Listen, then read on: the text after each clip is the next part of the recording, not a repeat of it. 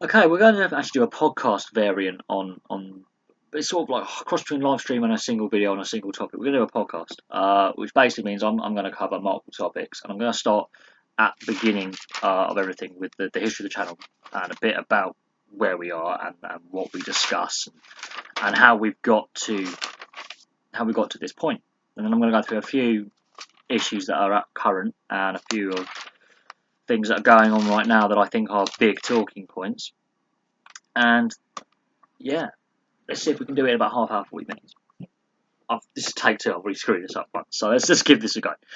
I started the channel years ago. This is before making videos, just to subscribe to other channels to watch their content, so I could find them easily. So I just thought I'll have a YouTube, so I could subscribe to other channels. And then last year, I had recently lost a friend, bereavement, and I was feeling a bit rough, and I was feeling a bit down, and so I started doing a personal vlog just to keep me busy as a hobby. And then after about a month of doing it, so April last year, I had a motorcycle accident about this time last year. And I was really bashed up. I cracked some ribs. I smashed my hip up. My back was really sore. And the bike was off the road for a good month. So I couldn't do anything. I was bored. And I was in between jobs and I was bored. So I did a couple of videos on Newcastle United and the issues they're having with the tax investigation, the French tax investigation to football transfers. That seems to have quietened down over the last 9 months, but it's still ongoing. So watch this space. And then I noticed they were more popular than my standard me ranting about crap. And let's just say these videos weren't very PG at the time. They were very, very me swearing a lot and me ranting a lot. And they were quite funny because they're really bad quality. They're absolutely shocking quality. They're so bad I want to delete them, but I leave them on there just to show how far the channel's come since April last year. And then Neymar got transferred to PSG.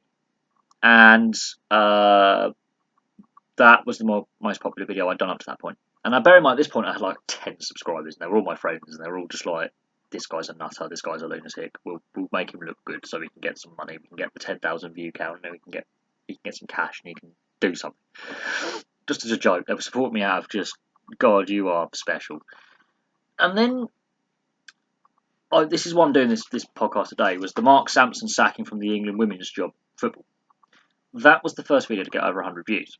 In fact, it's actually getting views today, and this happened in September last year. Now, I've been doing a couple of videos here or there where this player's retired, this cup match to take place. I'm going to an ice hockey game tonight, and I'll get about 20 to 50 views max at the top end, and it would take, Mark Sampson gets sacked over a racism / having an affair with a player scandal, and for me, that blew up my channel. I got a couple of subscribers out of that. It got 170 views in like an hour, like a few hours, and I was like, this is insane.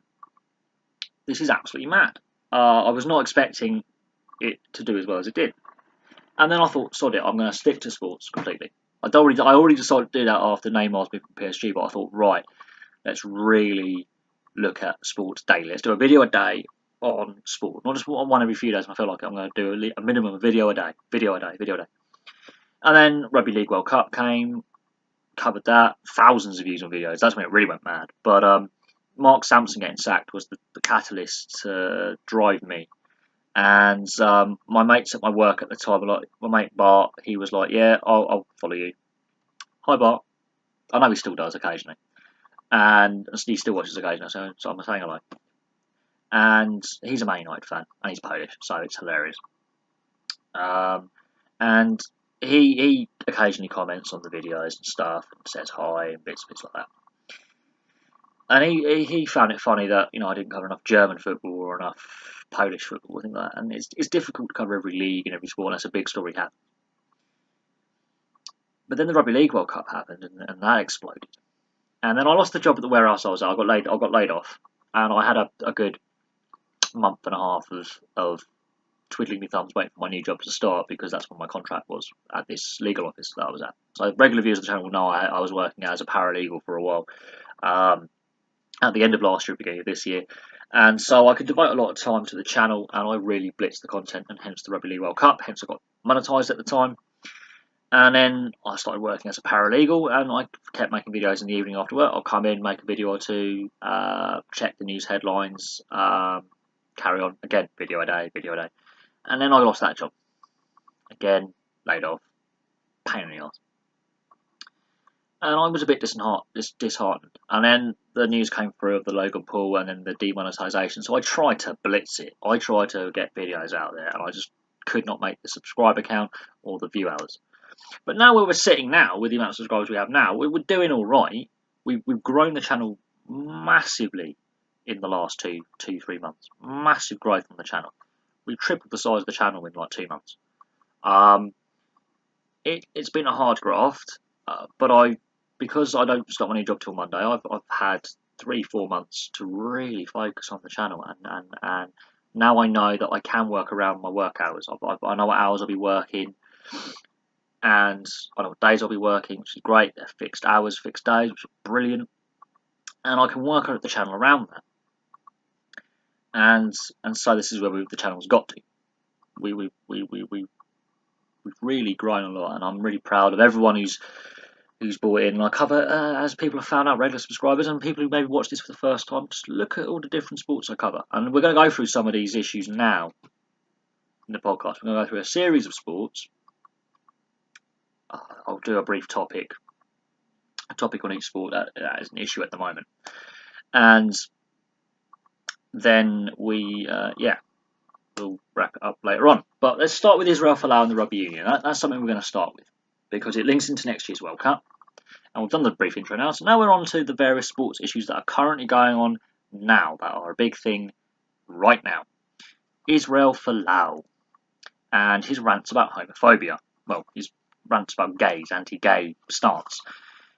What I don't like is he appears to be using his faith, his Christianity, as a way to avoid repercussions for his anti-gay views and some of the anti-gay rhetoric he's been spouting on social media and in interviews for the last month. So I don't like. He has a right to his religious views. He does not have a right to demonise and marginalise a proportion of society, some of whom are actually practising Christians. The irony behind what he's saying. This is a bigger issue, though. There are people linking it to a contract dispute, trying to him get out of his contract so he can move to the Queensland Red and leave, I think it's the Waratahs or the Brumbies. I can't remember which, the Brumbies or the Waratahs he plays for. But the bigger issue is this. Israel Folau is Australia's best rugby union player, and the World Cup is next year, and they really need him. They cannot afford to lose him from their rugby setup. And that is an issue that could go forward, is he could go back to the NRL, he could go to European rugby and therefore be ineligible for selection under the stupid, archaic Victorian selection rules when it comes to rugby union, which I think are wrong, but people disagree with me, and that's fair enough. People have their own view on it. We've discussed it over the Six Nations, we've discussed it long term. Israel Folau is putting himself in a position of a catch-22, and whoever's advising him is not doing a very good job, but Rugby Australia, the governing body of rugby union, is being toothless and pretty inept. They should have come down tougher when he first, said what he said and say, look, there is a code of conduct, we are suspending you, we're terminating your centralised contract, which may have been the right decision to do, but they know he's their best player. And because he's their best player, they don't want to take much action because they need him. Rugby Australia is in a right pickle.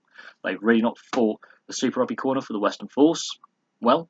They didn't do that well enough. They didn't say, no, we're not agreeing to shrinking of the Super Rugby, we should have kept it at 18 teams. They didn't fight the corner there. They're losing out on player development, and Israel Folau is part of this. They nicked him from NRL. He could go back. He could go back to the AFL or NRL, and that they nicked him from there. What they're finding is a lot of young players who want to be like Israel Folau at standard when they are playing rugby union at school are being pinched by the NRL and AFL because the AFL clubs or the NRL clubs can pay them more than the Super Rugby and the Australian centralised contract. They can get more. They're guaranteed at a younger age to get more money. Even in Super League as well, they can get more money in Rugby League than Rugby Union in Australia and New Zealand. They can. It is what it is in the NRL. They can get paid more with the endorsements as well. They can definitely get a lot more money and a lot more exposure and a lot more game time than they would get at Rugby Union in Australia. That's the problem. So they're not being tough enough with Israel Folau. Now, also, will his teammates want to play with him now with the controversy he's caused? Could he be the dressing room cancer that they want to play with? Could that derail Australia's Rugby Union World Cup? I'll leave that for you guys in the comments section below. I think that what annoys me about, especially about Christians and occasionally Muslims and Jews, is they use their religion as a defence. So you can't go, well, no, freedom of religion, shit. They use that to get away with saying some very vile slurs about place of women in society, the LGBT community, ethnic minorities. Oh, well, it's because of my religion. My religious teaching says, this, and it's wrong. And I think we need to be a bit more, hang on a second, mate, you're taking the piss now, because if there are those practicing Christians, Muslims and Jews who don't have these views, who have been tarnished by your actions. And it's very divisive, but that's my view on it. Right. Wayne Rooney and the MLS. Now, his agent has been seen in Washington, D.C., with DC United, and of course, I did a video on Wayne Rooney and his possible links and his possible move to DC United. It looks like he's leaving Everton. I think he's had enough of the situation at Everton. He obviously wanted to retire at Everton. That was the initial plan. The MLS couldn't sign him. What's happened this season and the behind-the-scenes stuff, I think, has encouraged Wayne Rooney to go, sod it, I'm moving my whole family to America. Now, I've done a video on the history of the MLS, and people are discounting this league at their peril. They are not taking this league seriously enough. But the DC United, one of the founding teams of the MLS, I think Wayne Rooney, it will be a good move for him. A good move for the club itself, because they need to improve. They need that spark to get them off the bottom of their division and their conference, because they're struggling at the moment. They're not having a good start to the season. So Wayne Rooney being linked could boost the morale. And if he does go there in 2 months, hey, he could have an immediate impact on a team that needs that kind of impact player. And it's good for the sport generally, because it increases viewership and interest in a league that is growing rapidly, in a country where they failed to qualify for the World Cup. The USA men's national team has got structural problems in the federation downwards, and that includes coaching, scouting. The pay-to-play system is warped too expensive when it should be made a lot cheaper. So accessibility of the sport. The MLS could also introduce like a relegation promotion system with an MLS1, MLS2 tier system. They won't though, but they should, but they won't. But that's something they need to look at, because it could work very well for them. And you've got to look at the amount of, how, some of the attendances. Atlanta United have over 70,000 average attendance every home game. So to say the MLS is not working in America is a complete misnomer. It is growing rapidly. Yes, the first 10 years or so weren't going so well. The first 9-10 seasons, there were empty stadiums, money issues, struggling to, keep the quality level up. David Beckham goes over. Wayne Rooney is the David Beckham Mark II for the MLS. This is what the MLS needs. A nice shot in the arm at a time when the US football is missing out on the World Cup. And I say US football, US soccer, not American football, we're talking US soccer. It's missed out on the World Cup qualification. There's issues with the international grouping. Are not enough American players getting developed by the MLS and then going abroad? That's another issue. Are there too many Americans who are Americans by passport, but they're born in, say, in Germany, where a lot of American players are based, to an American parent and a German parent, but they qualify because of their American parent, but they're not actually developed by the US system. All that stuff. But Wayne Rooney being linked to DC United is a good thing for all parties concerned. I don't see why people are discounting his move as anything as like a PR move. No, it's a serious move, and he's seriously considered it, and it's also $12.5 million a year. I think he'll take that at this stage of his career. Plus, it could extend his career by a further 3 to 6 years. So, I think, yeah, let him go, let him experience it. I think he needs a break from English football. I think the media intrusion and the pressure put upon him, he won't have that pressure over in America. He truly won't. They will be far more understanding with him, considering his age, how long he's been playing, and what he's going to bring to the team. That's my personal opinion on that. We've discussed the Premier League. We did a history of the Premier League video. One big thing about the Premier League, 2 big things actually, which I'm going to link in, is there's no winter break, whereas the other European leagues have one. And VAR, they've decided to delay implementation of the VAR system for a further season. So it's not coming in this season in 2018. It's coming in 2019-2020. Big thing, big thing. The VAR thing, as we carry on into that, the failure in the A-League Grand Final. Now, this decided a title, this failure. Now, the Melbourne Victory were the better team in the regular season. They were the better team overall over the Newcastle Jets. They were dominating the play. It wasn't a very good final. I've got subscribers in Australia who tell me these things. The failure, though, the ref and his two assistants are not 100% certain on is it offside or not. Earpiece has gone off. He goes to the little TV screen, and as he's looking at the TV screen, the feed cuts up. So they have to make a decision on the field as a group. Get his two assistants and him go, right, what do we give? Do we give it a drop ball? Do we give it as offside? Do we give it as a goal? What decision do we come to? In the end, they gave it as a goal, even though the player was offside. Greg O'Rourke, the head of the A-League, comes out and he says, yeah, it's a system that's worked well all season until the last game when it's failed. So he basically apologised to all the A-League fans and football fans around the world. He had to apologise.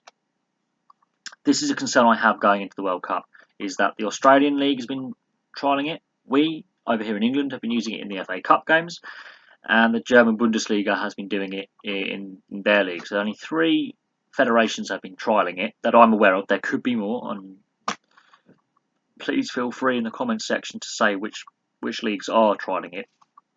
The 3 I'm aware of are the Bundesliga, the FA Cup, so England, and only at Premier League home games. So if there's a Premier League club against a lower league club, and the Premier League club are at home, they get the use of VAR. If the Premier League club are away against, let's say, a Championship or League 1 side, League 2 side, sorry, or League 1, no VAR. So it's a patchy system where only certain teams get the VAR tested at the ground, and obviously the A-League. Now, there's been a criticism about the time it takes for decisions, the lack of knowledge of what's going on, what the referees are actually looking at, why we don't hear what's been mic'd up, all sorts. That's concerns I have going into the World Cup, is the lack of officials who actually use VAR. That's a concern. They should have done it in pre-season and in the international friendlies. That's when they should have tested it. They've tested it in direct competition, which is wrong because it has consequences if it gets wrong. Yeah, they should have started testing it in friendlies, not competitive matches. But that's a thing that we can discuss at length. Now we look at the Major League Baseball finally confirming the International Series games in London. I am surprised it has taken 28 years for Major League Baseball to follow the other 3 major leagues, because the NBA did it first in 1990, the NHL and NFL have done it in the 90s and the noughties by coming over here. Major League Baseball has finally decided to come to Europe to have games. They were meant to do it last year, they pulled out. They were meant to do it in 2012, they pulled out. Now, they've now confirmed the dates, so if they pull out now, they've done a press conference with Sadiq Khan, the Mayor of London. That will be a branding disaster for baseball and the league.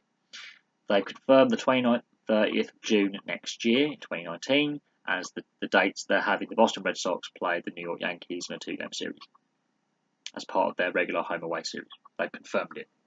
Now, these are the 2 biggest teams in Major League Baseball. I've done discussions on Major League Baseball and the popularity around the world, and the fact that the Asian market and especially Southeast Asia and Japan and the Philippines and the Latin American market is big markets because they play their own leagues there. They have their own league levels there. It's like a national sport. And a lot of players who play Major League Baseball come from those either ethnic groups in the US where they have, they've emigrated and there's like nationality groups. All their best players go there to play. I am very surprised over it's taken this long for Major League Baseball to go, we have European fans, right? The other major leagues have been going here for 28 years. Let's give it a go. I'm surprised. That could be to the Major League Baseball's detriment that they waited this long. They might have waited too long to take it on the road. I think when they were meant to play last year and they pulled out the last minute, that's damaged the brand, and they're still trying to recover from the steroid scandal, juicing the ball scandal, which has come out in the last 10 to 20 years. More and more players are failing steroids tests, drugs tests, and so there's that scandal behind the league as well, which they're recovering from. They're losing viewership and revenue year on year. They're still making a profit, they're just making less than they were 10 years ago. That's a knock-on effect of the juicing the ball scandal. I'll be interested. I know some of my subscribers are baseball fans. I'll be very interested to know the price of the tickets, the attendance at the London City Stadium, and TV, who gets the TV rights domestically in this country, and the TV timings as well, the times of the games, because we're 5 hours ahead of the East Coast with these 2 teams, the Yankees and the Red Sox, are from. So I'll be interested to see what time the games start. You know, the amount of advertising as well, the amount of ad breaks will we have less because it's going to be in the UK. Because this is what people say cricket's boring. Well, Major League Baseball's pretty boring as well because the amount of ad breaks. Cricket, you only get an ad break every 5 to 10 overs. There's an ad break, and it normally lasts about a minute. Because that's how long it takes to turn around from one field set to the other after an over. So on a day's test match, you might have 8 to 10 hour breaks in an 8-hour day. Depending if it's a 10-hour day, if there's weather delay and they can go on later in the afternoon, 8-10 hours worth of play a day. You might have 10-hour breaks during play, and then in between the sessions, you might have them all sit down and discuss the session's play, and that break lasts half hour to an hour, hence the 10-hour day. And you might have an hour break in there, 15 minutes or 3-5 minutes. So we're all told you don't have a lot of ad breaks in cricket. You go to baseball, you have 10 minutes to play, ad break. Same in the NHL, you have the TV timeouts, which I cannot stand. I physically cannot stand them. They break up the play. An hour's worth of play, you think an hour and a half, 2 hours with the Zamboni time. It takes about 10 to 12 minutes to Zamboni it. The amount of ad breaks, unnecessary. Completely unnecessary, but it's the way the North American market is. So I'll be very interested to see how the TV works with that. And how tolerant we as a British audience will tolerate the amount of ad breaks, because honestly, a lot of people might switch off the TV, and they want to obviously sell this product to the British European market. And if we are not watching because we're turning off because of ad break, no, we're not interested, we'll switch off. If people start switching off because of the amount of ad breaks, or are on Twitter complaining about the amount of ads, yeah, that's going to be a right B sign to North American sports. We already see it in the NFL games that we have to deal with the North American feed, but the British studio, it's horrible mishmash. It's not great. And that's another thing is the sale of Wembley, but that's a wider issue to do with multiple things, including taxpayer money, and I've covered that at length, so I don't really want to cover that too much in this podcast because I've covered it a lot and I've made my views very clear. And as far as we know, the FA board, well, the FA members, sorry, the board are in favour of it. The FA members, that's the constituent FA membership, so that's all the county associations, various club membership as well, and other honorary members. They've acted very hostile to the proposed sale. That's been reported. There's also issues with the fact that when Wembley was built and handed over to the FA, they signed an agreement saying they wouldn't sell for 50 years, and that was 11 years ago, so they've got 39 years left on that agreement, so they can't sell for another 39 years. Just a legal document that they might have slightly forgot about, and it's not being discussed when it should be. I'm just going through my notes that I took, because I've got so many sports notes in here. I've really got, I try, oh yeah, this is, right, okay. I'm going to go slightly off. The FA thing and the sale of Wembley, that's a big thing. A lot of fans are against it. There are some fans for it, but it's a short-term fix for the FA's structural problems. The FA's got loads of problems and they just don't want to own up to them or admit them. Right, okay. On this sheet of paper here that I've got, one of my notes, I tried to predict the Premier League scores for that day. And I never did a prediction video since. I've done previews, but I've never actually said I'm going to predict the score accurately. So here we go. I forget what day this was, and we can now who's been relegated? Who's been relegated out of this? Stoke gone down, West Brom have gone down. Okay, and Swansea could get relegated. Okay, so I'm looking at this. These are the games on this day. I think this was back in November. Man United were playing Spurs. I predicted a 1-1, and the score was 1-0. Arsenal playing Swansea. I predicted a 2-0, and it was a 2-1 to Arsenal. Palace West Ham. I predicted a 2-0 to West Ham. It was a 2-2. Liverpool Huddersfield, I predicted a 2-2. It was 3-0 to Liverpool. Watford Stoke, I predicted a 2-0 win for Watford. It was a 1-0 win for Stoke. Ironically, one of their few wins this season. West Brom Man City, I predicted as a 3-0 for City, and it was actually a 3-2. Bournemouth Chelsea was an evening kick-off. I predicted 2-1. I believe Bournemouth may have won that game. But I think Bournemouth did actually win that game. So all my predictions were basically wrong. So when it comes to predicting scores, I don't.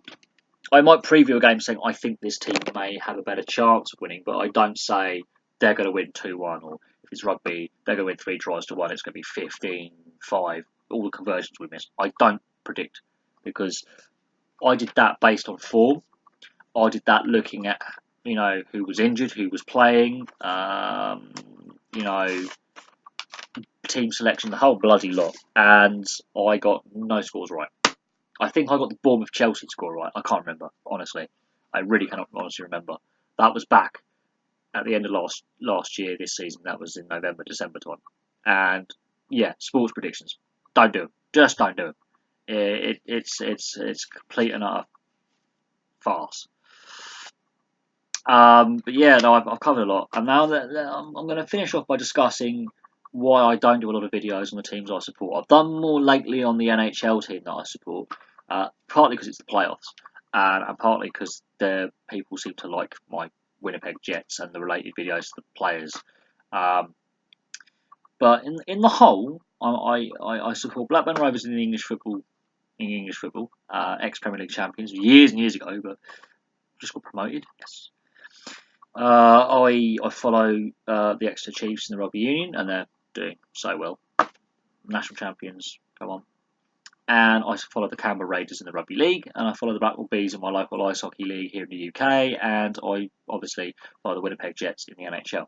The reason why I don't do many videos on the teams I support, and I've done a few videos on the Blackpool Bees, I've filmed a few warm-up sessions, I've filmed a few games, snippets of games, I've given a few match reports, is for the simple reason I don't want to be called a fanboy. I want to be considered a neutral, covering all sports, giving each topic my opinion, my fair view on it. And it's like some of the notes here that I've got. I've got like the NRL player Jordan Mailata, I've been drafted by the Philadelphia Eagles. Very popular in the US. The Zach Hardacre one, I will get on to the Zach Hardacre one in a minute, and the issues around Zach Hardacre and other athletes, because there are athletes. The reason why I don't do videos on the teams I support very often. If you notice, if you look at the channel history, I've never done a single video on Blackburn Rovers. Not a single one. Not one. It's because I don't want to be called a fanboy and a homer. I would rather be known as someone who's thinking outside the box when I discuss the sports issues we have to discuss, and there's a lot to discuss. I'd rather come at it, you know, and discuss multiple teams rather than just focus. Because I'm not a fan channel. I am not a fan channel. I'm a sports fan channel, but I'm not a fan channel. I come across a lot of them, and a few of my subscribers are fan channels. And I've got one who's a Vegas Golden Knights fan. He's got a fan channel. I've got a couple. I've got a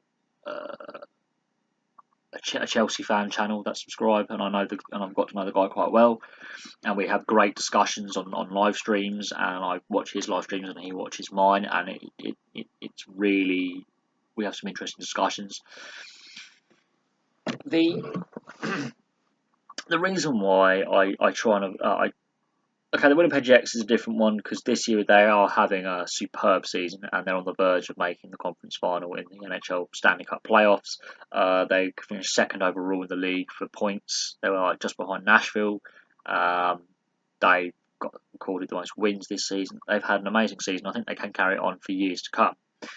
For years, the franchise that I follow has not been very, very good. So on that sense, I'm recording two things: one, the Vegas Golden Knights season, and two, the Winnipeg Jets season. That these are two things that were not expected this year by the majority of the NHL journalists and experts. On the whole, though, I don't really do a lot of fan videos on the clubs I support. Simple. I don't want to be seen as a biased. I don't want to be seen as a fanboy. You can tell that I'm wearing my Arizona hoodie today, so see how unbiased I am.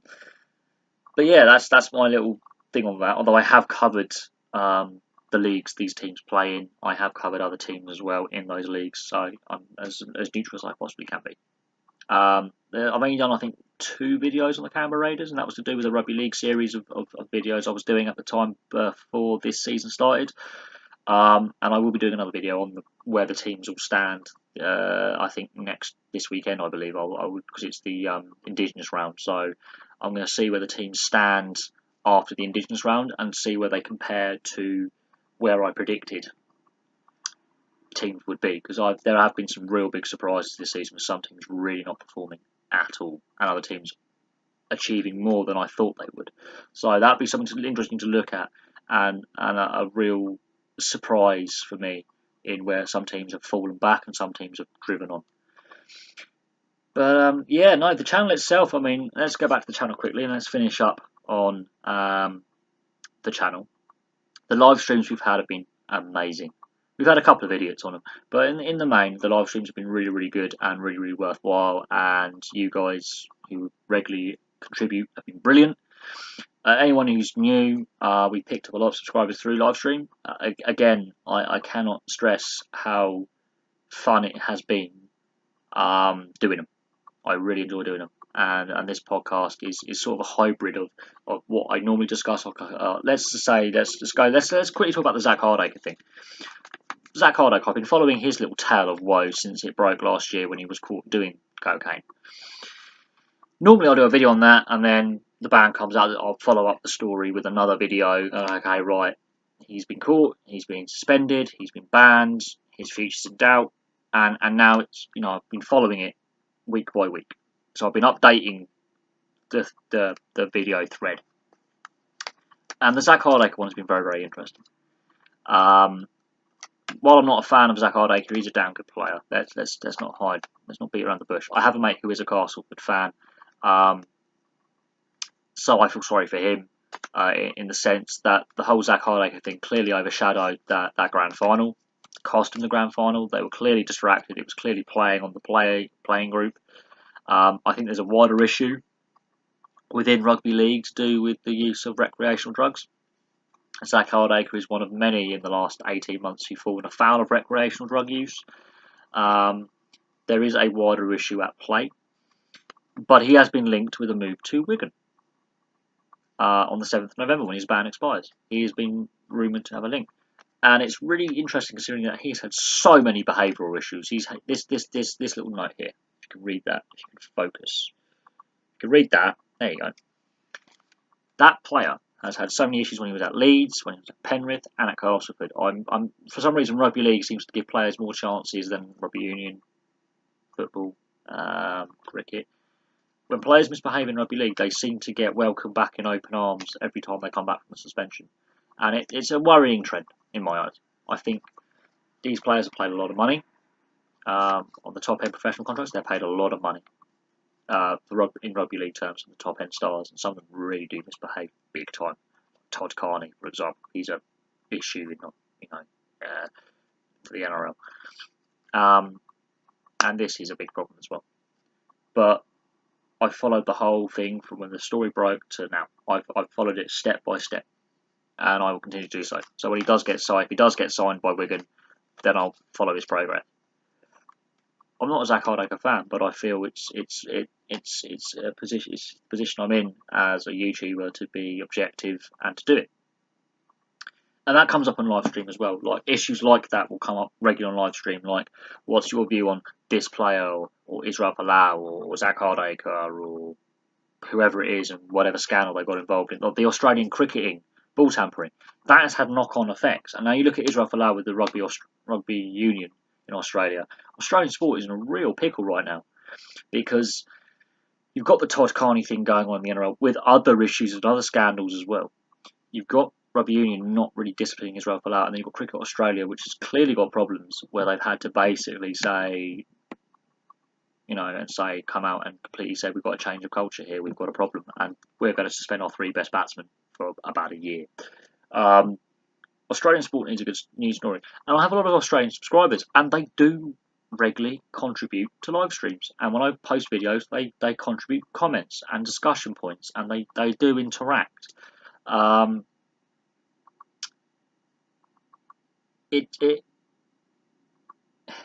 It's a hard one to quantify. I have viewers all over the world.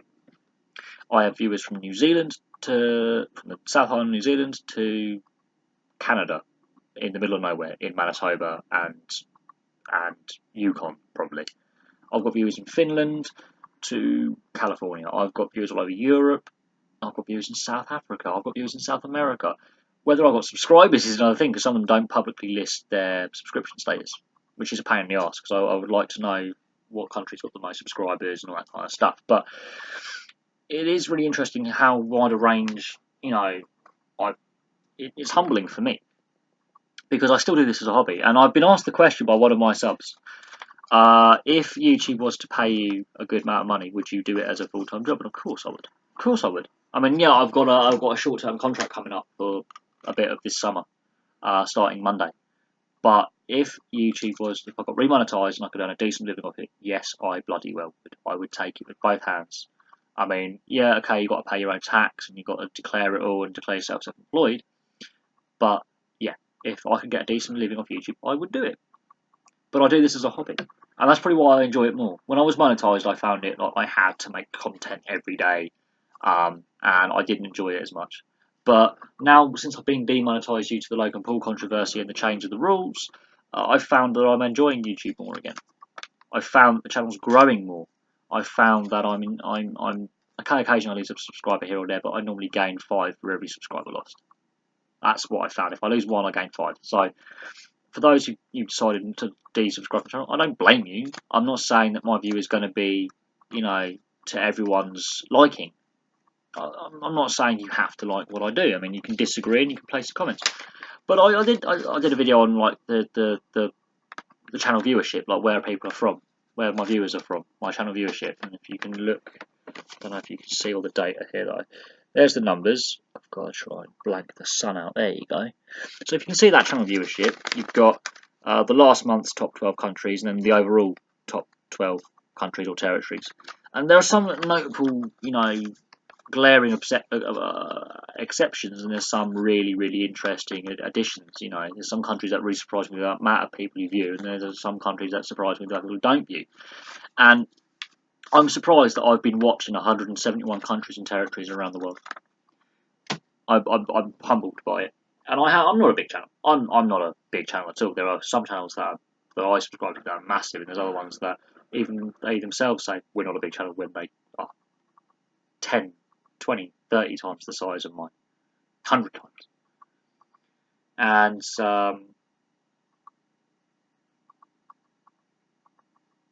I regularly keep in contact with a couple of YouTubers. Actually, I'm on Discord server now. That's something that's come about recently, and I'm learning how to use the Discord server. I might try and link it into my YouTube, or I could say, look, just find me. I'm still learning the Discord. Really, it's a good server to be on. I have some good discussions with the 3 servers that I'm on. The 3 chats that I'm on. I've been invited by a mutual subscriber between me and another channel that we both subscribe to, and he saw me in the comment section on the channel that he's on, and I've got a few subscribers from this channel actually, and I'm not going to give the channel's name because I'm going to do a video on this guy and this YouTuber and why I actually enjoy watching and admire him, and I will do that later on. But a mutual subscriber saw me in the comment section, clicked on my icon and saw that I was doing videos, and not just about ice hockey. I mean, I was covering all sports because he's an ice hockey fan. And he was like, "Can you do a video? He was on a live stream one night. He was like, "Can you show me?" Because I mentioned I had a selection of my hometown team's jerseys. Can you show them? I said, "Yeah, of course I can." And I got him out, and he was like, "Wow." I mean, I was like, "Yeah, like a couple of my jerseys are signed. One of them is match worn, and it actually has got the battle damage on it." And I was more than happy to sit there and go, "Look, here's my jersey collection, man. I'm more than happy for you to have a look at them." And then he asked for a video request, which I did, and he shared it with some of his friends in the community he lives in British Columbia, and I was very, very grateful, for his involvement on the channel and helping grow it. Really, really appreciated. I've had several people on live stream ask for like where can I find local non-league 5-a-side football, rec hockey, beer league hockey, like various things to do with sport. Like, well, how do you get involved with like your local rugby club? I said, just go down, go to your local ice hockey club, rugby club, football club, go to your local reception, say you're interested in becoming a member, say you're interested in the summer leagues or whatever, or the rec league, and declare your interest and get the information. And I've basically become an information point. But I'll say this before I go. I'm very happy with the growth of the channel and the subscribers I have. And everyone who's viewing this, who may not be a subscriber, who ends up subscribing, cheers. I mean, look, it is what it is. It's a hobby, and yeah, if it can earn me a decent income in the end, then yeah, I'll do it full time. And I will admit, not everyone's going to agree with my opinion on certain sporting issues, and you don't have to. I give my opinion, try to be as unbiased as possible. And I, especially on the games that I've watched, so the matches I've watched that I've done reviews on, so the Rugby League World Cup, the FA Cup this year, I will be doing a lot on the Football World Cup. When I watch those games and I post the review videos up, that's what I've seen with my own eyes and go, this team was not good enough. This team was far better. That was a great goal. You have to see it again. That red card. I will do it from what I see. Now, and next year the Rugby Union World Cup, I will again do the same thing. I will try and watch as many games as possible and give reviews on it. I'm not going to be able to watch every game like I used to as a teenager because I'm in my late 20s now. I mean, I watched every game of the 2006 World Cup without fail. I even channel hopped between when I had both group games and all 8 groups having the last 2 games at the same time. I had 2 TVs going, so I could run between one and the other. This was before I had YouTube. So I watched almost every minute of every game in the 2006 World Cup.